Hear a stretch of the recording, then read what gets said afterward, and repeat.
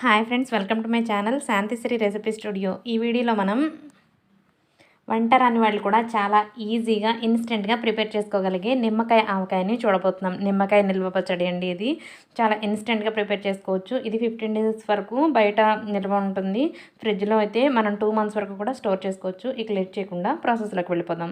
ఇక్కడ నేను 20 నిమ్మకాయల వరకు తీసుకున్నానండి. నిమ్మకాయలు ఇలా ఎల్లో కలర్లో ఉన్న నిమ్మకాయలనే తీసుకోవాలి, పచ్చిగా ఉన్నాయి తీసుకోకూడదు.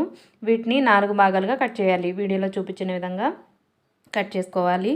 ఇలానే అన్ని లెమన్స్ని ముక్కలుగా కట్ చేసుకుందాం. ముక్కలుగా కట్ చేసుకున్న తర్వాత ఇందులోకి మిక్స్ చేయడానికి మనం ఒక గార్లిక్ని తీసుకోవాలండి. ఒక వెల్లుల్లిపాయని తీసుకొని దాన్ని కోర్స్గా గ్రైండ్ చేసుకోవాలి. నేను ఇక్కడ ఒక వెల్లుల్లిపాయని తీసుకొని ఇలా రెబ్బలుగా ఒలుచుకొని పెట్టుకున్నాను. దీన్ని మరి ఫైన్ పేస్ట్ లాగా కాకుండా కొద్దిగా కోర్స్గా గ్రైండ్ చేశాను. చూడండి, వీడియోలో చూపించిన విధంగా మిక్సీ పట్టేసుకున్న తర్వాత దీన్ని పక్కన పెట్టేసుకుందాం. ఇప్పుడు మనం ముందుగా కట్ చేసి పెట్టుకున్న నిమ్మకాయలు ఉన్నాయి కదండి, నిమ్మకాయ ముక్కలు ఉన్నాయి కదా, అందులోకి రుచికి సరిపడా ఉప్పు, అంటే ఇక్కడ నేను 1/2 కప్ వరకు ఉప్పుని యాడ్ చేస్తున్నాను. మీ రుచికి సరిపడా మీరు యాడ్ చేసుకోండి.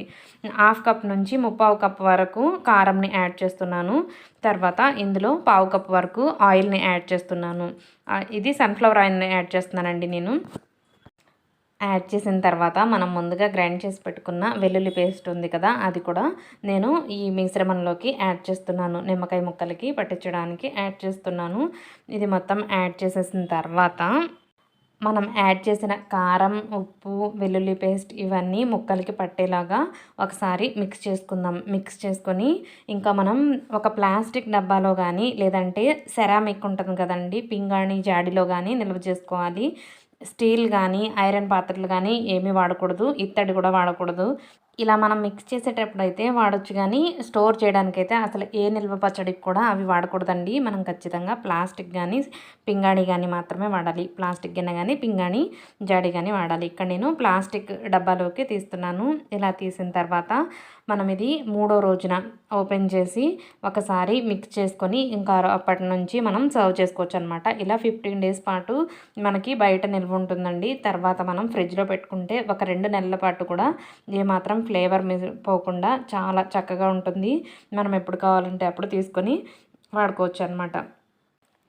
మరి ఈ నోరూరించే ఇన్స్టెంట్ నిమ్మకాయ ఊరగాయని మీరు కూడా మీ ఇంట్లో ప్రిపేర్ చేసుకోండి. చాలా ఈజీ ప్రాసెస్, చాలా తక్కువ టైంలో అవుతుంది. కాబట్టి మీరు కూడా ఒకసారి ట్రై చేసి చూడండి, మీకు కూడా చాలా బాగా నచ్చుతుంది. మనం 3వ రోజు మూత ఓపెన్ చేసి చూసినట్లయితే వీడియోలో చూపించిన విధంగా జ్యూసీగా చక్కగా మన నిమ్మకాయ ఆవకాయ అయితే రెడీ అయిపోయి ఉంటుంది. రెడీ టు సర్వ్ అనమాట. వేడి అన్నంలోకి అయితే చాలా టేస్టీగా ఉంటుందండి, సూపర్గా ఉంటుంది. తప్పకుండా ట్రై చేయండి, మిస్ అవ్వద్దు. అలాగే ఇంకా మన ఛానల్లో మీరు ఎలాంటి రెసిపీస్, ఎలాంటి వీడియోస్ చూడాలనుకుంటున్నారో కూడా నాకు కింద కామెంట్ సెక్షన్లో చెప్పండి. అప్కమింగ్ వీడియోస్లో నేను అవి చేయడానికి ట్రై చేస్తాను. అలాగే ఇలాంటి మరెన్నో ఇంట్రెస్టింగ్ రెసిపీస్ కోసం, ఇంట్రెస్టింగ్ వీడియోస్ కోసం like, share and subscribe to Shantisri recipe studio. Thanks for watching.